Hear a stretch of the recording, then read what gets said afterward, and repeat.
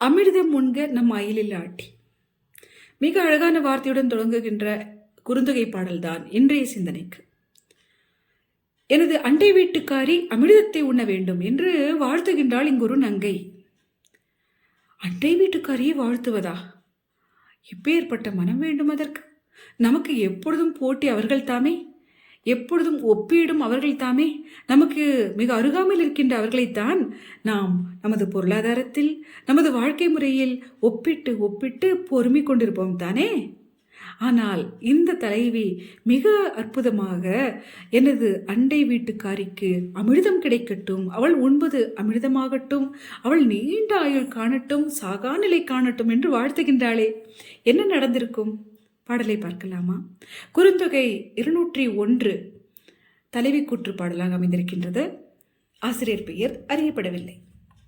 மிக அற்புதமான பாடலை தந்த அந்த சான்றோர் தம்மை யார் என்றும் வெளிப்படுத்திக் கொள்ளவில்லை.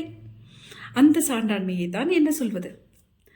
அமிர்தம் உண்க நம் அயிலாட்டி பால் கலப்பன்ன தேக்கொக்கு அருந்துபு நீல மென்சிறை வள்ளுகிர் பறவை நெல்லியம் புலி மாந்தி அயலது முள்ளில் அம்பனை மூங்கில் தூங்கும் கடை நிவந்து ஓங்கிய சோலை மலைக்கிழு நாடனை வருமென்றோளே என்று பாடல் அமைந்திருக்கின்றது. அவன் வருவானா என்ற ஐயத்தில் இருந்த தலைவிக்கு அந்த ஐயத்தை நீக்கும்படியாக அவன் உன்னை வரைந்து கொள்ளும் பொருட்டு மனமுடிப்பதற்காக நிச்சயம் வருவான் என்ற வார்த்தையை சொல்லியிருக்கின்றாள். இப்படி மங்களமான வார்த்தையை சொல்லியிருக்கக்கூடிய அந்த அயிலில் ஆட்டி அவள் அமிர்தம் உண்க, அவள் தேவர் உண்ணுகின்ற அமிர்தம் அவளுக்கு கிடைக்க பெறட்டும் என்று வாழ்த்துகின்றாள். அந்த தலைவி அயல் வீட்டுக்காரியை பாராட்டிவிட்டு மற்றொன்றையும் பாராட்டுகின்றாள். அந்த மற்றொன்று என்ன? அது அவள் முன் இயங்குகின்ற பறவை. அந்த பறவை எப்படி இருக்கின்றது? நீல மென்சிறை வள்ளுகிர் பறவை. வார்த்தைகளை பாருங்களேன். நீல மென்சிறை வள்ளுகிர் பறவை. நீலம் கருமையை குறிப்பதற்கு பழந்தமிழில் பயன்பட்டிருக்கின்றது. கருமையான மென்மையான சிறகுகளை உடைய பறவை. வள்ளுகிர் பறவை கூர்மையான நகங்களை உடைய பறவை. இத்தனை வர்ணனைக்கு உரிய பறவை எதுவோ? நீங்கள் சற்றும் எதிர்பாராத வௌவால் அது. வௌவாலை நாம் இத்தனை அழகாக என்றேனும் சிந்தித்திருக்கின்றோமா? அதை சந்திக்கின்ற பொழுது ரசித்திருக்கின்றோமா? என்ன? இல்லை. ஆனால் இந்த தலைவி ரசிக்கின்றாள். காரணம், அவள் மனதில் மாற்றம் ஏற்பட்டிருக்கின்றது. அவள் மனம் மகிழ்ச்சியான நிலையில் இருக்கின்றது.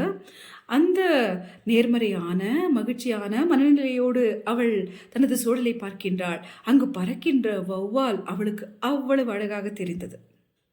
நீல மென்சிறை வள்ளுகிர் பறவை என்றாலே பார்க்கலாம். அந்த பறவை தான் என்ன செய்து கொண்டிருக்கின்றது அங்கு? அவள் காண்பதெல்லாம் நேர்மறையாக மாறிவிட்டன தாமே. அவள் கேட்ட வார்த்தையினால் அவளுடைய மனம் மகிழ்ந்து போயிற்று. அவள் காண்கின்ற காட்சி இனிமையானது. பாருங்கள், வௌவாலும் மிக அழகாக தெரிந்தது. அந்த வௌவால் என்ன செய்து கொண்டிருக்கின்றதாம்? பால் கலப்பன்ன தேக்கொக்கு அருந்துபு. பாலையும் கலந்திருக்கின்றதோ, பாலையும் இந்த மரத்தில் ஊற்றி வளர்த்திருப்பார்களோ என்று நினைக்கும்படியாக இனிமையான பழங்களை தாங்கி நிற்கின்ற அந்த மாமரத்தில் மிக கனிந்த பழங்களை அது உண்டது. தேக்கொக்கு, கொக்கு என்றால் மாமரம். அந்த தேன் போன்ற கனிகளை, தேனில் பாலும் கலந்திருக்கின்றதோ என்று நினைக்கும்படியாக மணந்து மணந்து மணக்க மணக்க கனிந்து நிற்கின்ற அந்த தேமாங்கனிகளை உண்டது. உண்டு அதற்கு மாற்றாக இந்த இனிமையான பழங்களை தொடர்ந்து உண்பதனால் சலிப்பு தட்டும் தானே. அந்த சலிப்பை மாற்றுவதற்காக நெல்லியம் புலி மாந்தி, அருகில் இருக்கக்கூடிய நெல்லி மரத்தில் புளித்த அந்த பழங்களை சென்று உண்கின்றது. பாருங்களேன், நெல்லியம் புலி மாந்தி அயலது முள்ளில் அம்பனை மூங்கில் தூங்கும். வயிறு நிறைந்த பிறகு வேறென்ன வேலை? இனி உறங்கச் செல்லலாம், ஓய்வெடுக்கலாம் தாமே. அது என்ன செய்கின்றது? சிறிதும் சிரமம் இல்லாமல், சிறிதும் பயணம் கூட மேற்கொள்ளாமல் மிக அருகாமையில் இருக்கக்கூடிய முள்ளில்லாத பருத்த மூங்கிலில் சென்று தங்கும். முள்ளில்லாத பருத்த மூங்கிலில், தனக்கு எந்த விதமான ஊரும் செய்யாத, முட்கள் இல்லாத அந்த பருத்த மூங்கிலில் சென்று தூங்கும். தூங்கும் என்றால் தூங்கும் என்றும் கொள்ளலாம், உறங்கும் என்றும் கொள்ளலாம். தூங்குதல் என்றால் தொங்குதல். அந்த வௌவால் தொங்கிக் கொண்டிருக்கும் தானே மரங்களில், அது எப்படி ஓய்வெடுக்கும்? தலைக்கீழாக தொங்கிதான் ஓய்வெடுக்கும். அப்படி தூங்கும் என்றும் கொள்ளலாம். இரண்டிற்கும் அந்த சொல் வாய்ப்பளிக்கின்றது, இரு வகையான பொருள் கொள்வதற்கு வாய்ப்பு தருகின்றது. முள்ளில் அம்பனை மூங்கிற் தூங்கும்.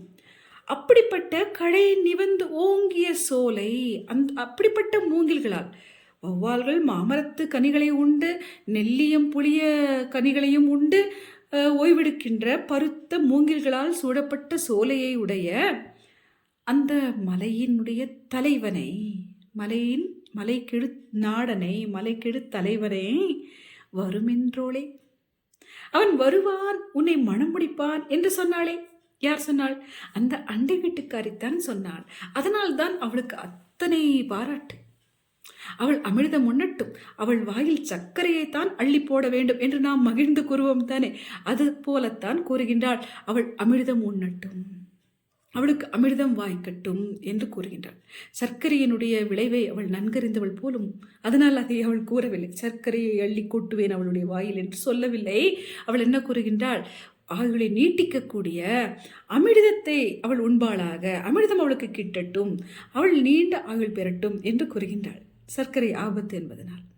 சரி, ஆக சொற்கள் செய்கின்ற மாயாஜாலத்தை இந்த பாடல் படம் பிடித்து காட்டுகின்றது. சொற்கள் அத்தனை மாயம் விளைக்க வல்லவை. அதனால்தான் சொல்லுக்கு இன்னொரு சொல்லாக மாற்றம் என்கின்ற சொல்லை தமிழ் சொல்கின்றது, தமிழ் தருகின்றது நமக்கு. மாற்றம் என்றாலும் சொல்தான். ஏன் மாற்றம் என்கின்ற பெயர் வைத்தார்கள் சொல்லுக்கு என்று பார்த்தால், அது கேட்பவர் நெஞ்சங்களில் மாற்றத்தை ஏற்படுத்துகின்றது, கேட்பவர் மனங்களில் மாற்றத்தை ஏற்படுத்தக்கூடியது. ஆகையால் நாம் சொற்களில் கவனம் செலுத்தி அவற்றை வெளிப்படுத்த வேண்டும். ஏனென்றால் கேட்கின்ற மனம் மென்மையானதாக இருக்கலாம், அது அந்த மனதை வருத்தி விடலாம். கேட்பவர் மனதில் துன்பங்கள் இருக்கலாம், அந்த மனதிற்கு ஆறுதல் தரக்கூடிய வார்த்தைகளை நாம் அறிந்து பேச வேண்டும். கேட்கின்ற மனம் தளர்ந்து இருக்கலாம், அதற்கு உற்சாகம் ஊட்டுகின்ற வார்த்தைகளை நாம் தேர்ந்து பேச வேண்டும். இத்தகைய மாற்றங்களை தரக்கூடிய மகோன்னதமான மேஜிக்கல் வேர்ட்ஸ், அந்த வார்த்தைகளை நாம் அறிந்து பேச வேண்டும் என்பதற்காகத்தான் சொல்லுக்கு மாற்றம் என்கின்ற பெயரையும் நமது முன்னோர் வழங்கி வந்திருக்கின்றனர். இங்கு மிகப்பெரிய உளவியல் ஒளிர்கின்றது. மனித மனம் சஞ்சலத்துக்குள்ளாகின்ற நேரங்களிலெல்லாம் அதற்கு மாற்றத்தை தருவது மாற்றம். பாடலை மறுமுறை பார்ப்போமா? அமிர்தம் உண்க நம் அயலில் ஆட்டி, பால் கலப்பன்ன தேக்கொக்கு அருந்துபு, நீல மென் சிறை வள்ளுகிர் பறவை, நெல்லியம் புலிமாந்தி அயலது, முள்ளில் அம்பனை மூங்கில் தூங்கும், கடை நிவந்தோங்கிய சோலை, மலைக்கெழு நாடனை வருமென்றோளே. அவள் சொல்லிய வார்த்தை, அந்த மலைநாடன் உன்னை மனம் முடிக்க வருவான் என்றதுதான். அவள் இவளுடைய வாட்டத்தை பார்த்தாலோ என்னவோ தெரியவில்லை. இந்த பெண்ணுக்கு நல்ல வார்த்தை சொல்ல வேண்டும் என்று சொல்லி, கலங்காதே அம்மா, உன்னுடைய மனம் மகிழும்படியாக உன்னுடைய மனம் கவர்ந்த அந்த நாயகன் உன்னை மனம் முடிக்க வருவான் என்று சொன்னாள். உடனே நமது நங்கைக்கு மகிழ்ச்சி தாழவில்லை. அவளை போற்றுகின்றாள். அவளுடைய வார்த்தை அந்த எனக்கு அவ்வளவு இதத்தை தந்தது, நிம்மதியை தந்தது. அந்த மாங்கனிகளை உண்டு, நெல்லியம் புளித்த காய்களை உண்டு, அருகில் இருக்கக்கூடிய முள்ளில்லாத பனையாக பருத்திருக்கக்கூடிய அந்த மூங்கில் தூங்குகின்ற வௌவாலை போல நானும் இனி ஓய்வு கொள்வேன். என் மனம் இதுவரை என்னை உறங்க விடவில்லை. இப்பொழுது இவளுடைய சொற்கள் எனக்கு அந்த தேமாங்கனிகளைப் போல தித்தித்தன.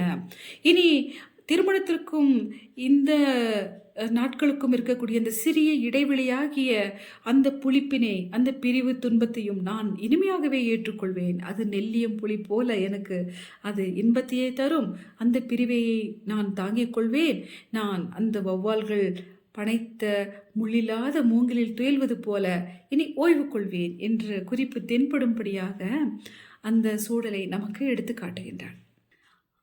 சோர்ந்திருக்கக்கூடிய தலைவனுடைய மனம் மாறும்படியாக, அவளுக்கு மகிழ்ச்சி ஏற்படும்படியாக, அவள் அந்த மகிழ்ச்சியை தான் காண்கின்ற காட்சிகளிலெல்லாம் பாய்ச்சி வௌவாலையும் ரசிக்கும்படியாக, தனது சூழலில் இருக்கக்கூடிய வளமான பகுதியை அவள் மகிழ்ந்து காணும்படியாக அந்த அயலகத்தால் நல்ல வார்த்தை சொல்லினால்தானே நம்மிடத்தில் இருக்கக்கூடிய சொற்களுக்கு அத்தனை பலம் இருக்கின்றது.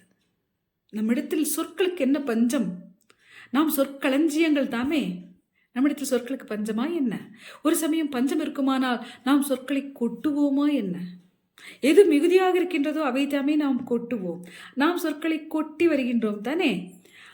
ஆனால் சொற்களுக்கு பஞ்சமில்லாத சூழலில் நாம் சொற்களை கொட்டாமல் அள்ளித்தர வேண்டும். சொல்லுதல், இயம்புதல், விளம்புதல், கூறுதல், பகர்தல், இப்படி மிக அருமையாக வார்த்தைகளை அமைத்து வைத்திருக்கிறார்கள். சொற்களை சொல்லுதல் என்பதற்காகவே பல சொற்கள் ஒரு பொருள் தருகின்றன. இவையெல்லாம் இந்த கொட்டுதல் என்பதை மட்டும் நீக்கிவிட்டு சொற்களை கொட்டாமல் நாம் இயம்பலாம், பகரலாம், மொழியலாம், இயம்பலாம் தாவே. அப்படி செய்கின்ற பொழுது, அவ்வளவு நிதானமாக சொற்களை வெளிப்படுத்துகின்ற பொழுது அவை கேட்பவர் நெஞ்சங்களில் மிகப்பெரிய ஊக்கத்தை ஏற்படுத்தும். அவர்கள் சோர்ந்திருக்கின்றவர்களாக இருந்தால் அவர்கள் நமது வார்த்தைகளால் எழுந்து இயங்குவார்கள். அவர்களிடத்தில் உற்சாகம் உருவாகும். அவர்கள் மனவாட்டத்தில் ஏதேனும் துன்பத்தில் உழல்பவர்களாக இருப்பார்களே, ஆனால் அவர்களுக்கு வாழ்க்கையின் மீதான நம்பிக்கையை ஏற்படுத்தக்கூடிய வார்த்தைகளை நாம் இயம்பலாம் தானே, நாம் சொல்லலாம் தானே, நாம் மொழியலாம் தானே. சொற்களை ஏன் கொட்ட வேண்டும்? தேளினுடைய கொட்டு போல தேள்தான் கொட்டும். தேளை போல நாம் 6 அறிவு படைத்திருக்கக்கூடிய மாந்தர் எதற்காக சொற்களால் கொட்ட வேண்டும் பிறரை? ஆக நமது மனங்களில் மிக அழகான செய்திகளை கொண்டு நிரப்புகின்ற இந்த இலக்கியங்களை, சங்க இலக்கியங்களை நாம் தொடர்ந்து கற்போம். நன்றி, வணக்கம்.